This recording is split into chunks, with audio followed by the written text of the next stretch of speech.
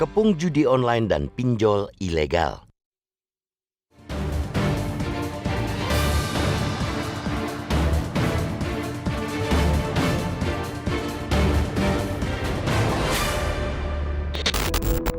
Ada 3 fenomena dalam beberapa tahun belakangan yang kalau diurai benang merahnya ada kesamaan musabab, terutama yakni buruknya kondisi perekonomian masyarakat.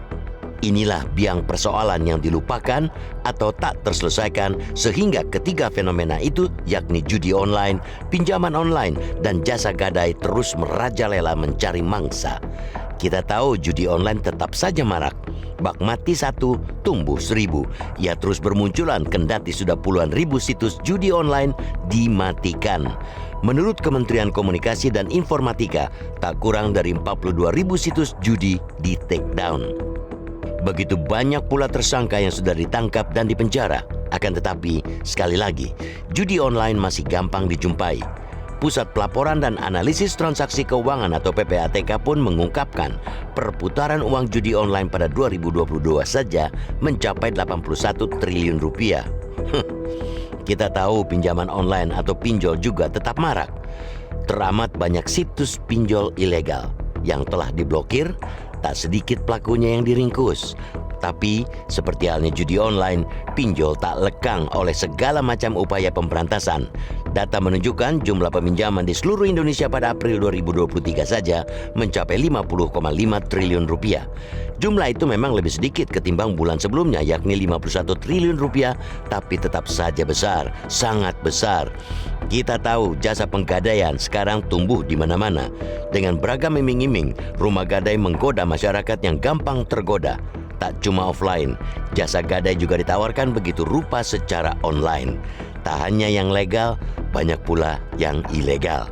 Judi online, pinjol khususnya yang ilegal, dan jasa gadai terutama yang tak resmi berada di rumpun yang sama dalam menyesatkan masyarakat.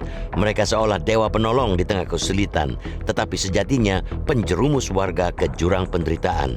Mereka menampung mimpi semu masyarakat yang berpikiran pendek untuk mendapatkan uang dengan gampang dan kontan, tetapi sejatinya menebar jebakan maut.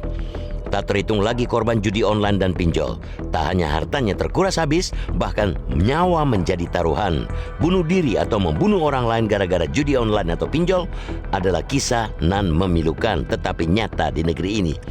Kenapa judi online, pinjol, dan jasa gadai tetap menggila?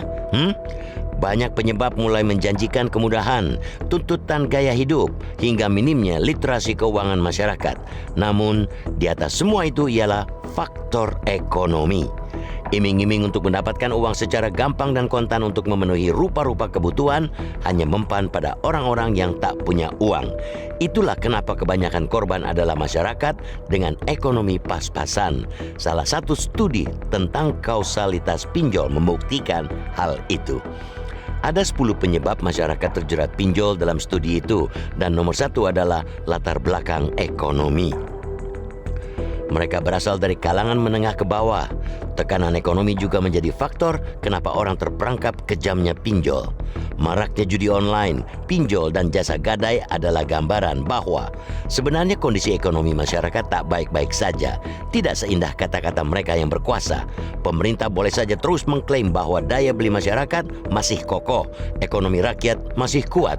Hasil survei juga boleh menyebutkan tingkat kepuasan kepada Presiden Joko Widodo di kisaran 80%.